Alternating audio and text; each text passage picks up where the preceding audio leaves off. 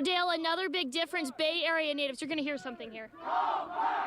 That's one of those tour groups going through. They're screaming, "Go, Pack, go." But another big difference, Bay Area natives Aaron Rodgers and James Jones both pointed out, was now that they're heading back to their home state, they're going to need a lot more tickets than they did when the 49ers and Packers squared off in Week 1. In Green Bay, Shannon Shepard, back to you. Well, this is it. The night before the big game, a 7-5 Wisconsin team will take on a 10-2 Nebraska team that's statistically better. But hey, records aside, both teams are excited to play in the Big Ten championship game, and the winner tomorrow gets a chance to smell the roses. You see a very happy Eric Spoelstra over my shoulder here. One place there's not a lot of happiness is in that Bucs locker room. There's sure are a lot of question marks, including who's going to be next season's head coach. One thing we do know for sure is that the offseason begins right now. Reporting live from Milwaukee, Shannon Shepard, News Channel 7 Sports. Hey, thank you. You heard it here from the two guys that know the team's the best.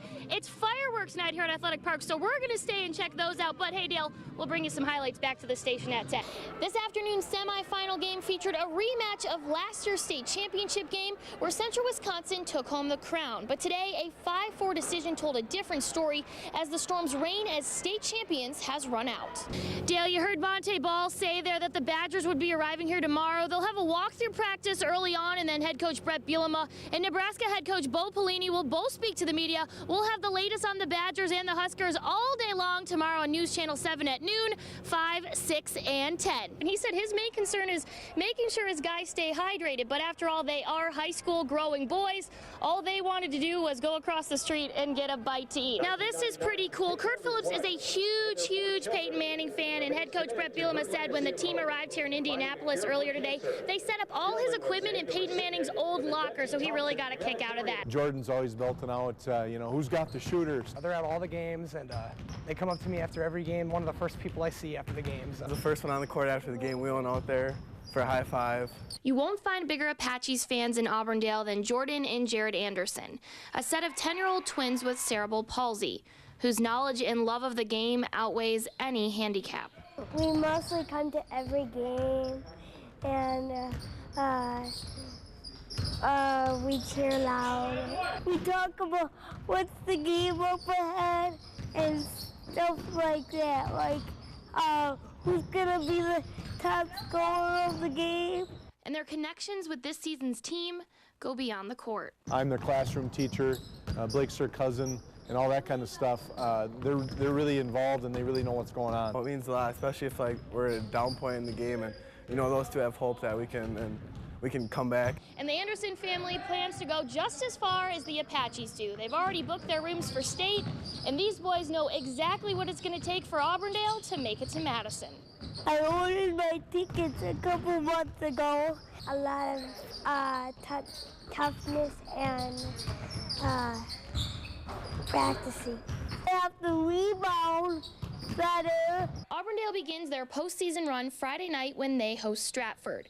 And no matter the outcome, you can guarantee that when the final horn sounds, Jared and Jordan will be the first to greet their team with high fives and their infectious smiles. In Auburndale, Shannon Shepard, News Channel 7 Sports. Now, your local sports authority, News Channel 7's Shannon Shepard. Well, we start with some bad news for the Packers. According to a report, offensive lineman Brian Balaga suffered a knee injury in last night's family night scrimmage. According to the Milwaukee Journal-Sentinel, Balaga fell during the first series of the practice and suffered a season-ending ligament tear. Head coach Mike McCarthy is speaking to the media tomorrow after practice, and we'll have the latest then. Switching gears to the guys behind the offensive line, last night gave a good look at the Packers' backup quarterback situation. After Rodgers only played one series, B.J. Coleman took the field, and it was a rough go after lobbing up 2 picks. So Graham Harrell got his chance to shine and come out a little ahead of Coleman in a battle where the Packers' number 2 guy on the depth chart is not yet determined. The Brewers had Game 3 of their home series against the Nationals today. The Crew trailed early in this one, but if you changed the channel before the 6th inning, you missed a pretty good comeback. We head to Miller Park. Top of the 6th, Adam LaRoche has the solo shot, his 16th career homer. That made it 4-1 Nationals, but the Brewers turned it on in the bottom of the inning. It's 4-3 Brewers now. Juan Francisco has the double that goes over the first base bag. That would bring in Jonathan Lucroy, and just like that, the game is tied at 4 apiece. Then Jeff Bianchi has a single that would drive in Juan Francisco. And just like that, the Brewers are leading. Milwaukee would hang on to win 8-5. Tomorrow, Major League Baseball is expected to hand out more suspensions for PED violations. The one everyone has their eye on is Alex Rodriguez. Reports say A-Rod will be suspended through the 2014 season. After tomorrow's announcement, he will most likely appeal the suspension, which would make it a very messy situation. Woodchucks hosting Green Bay in their home finale for this season. Trailing 3-2 in the 5th inning. Those were some nice moves. Wausau West product Adam Kramer on the mound, and he K's to end the inning. He went 6 innings with 6 strikeouts. In the 6th, the Chucks get it going. Ryan Gerber singles through the left side of the infield to score Rob Beanie for the Woodchucks to even it up at 3 apiece. Still in the 6th, Tell Taylor has a shot all the way to the warning track. The Bullfrogs can't get to it.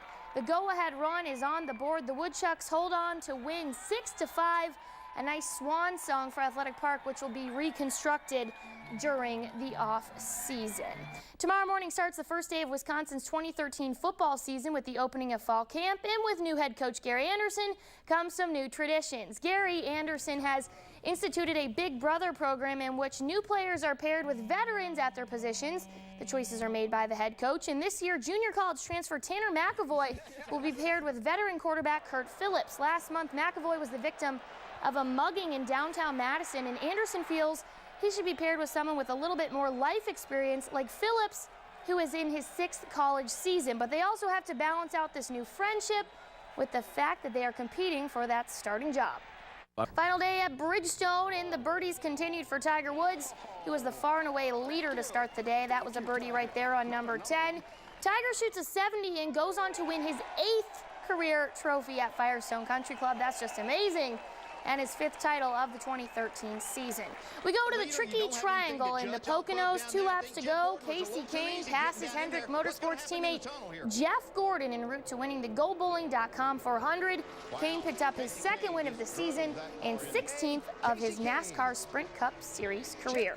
That's it for sports. A final look at your weather after this break.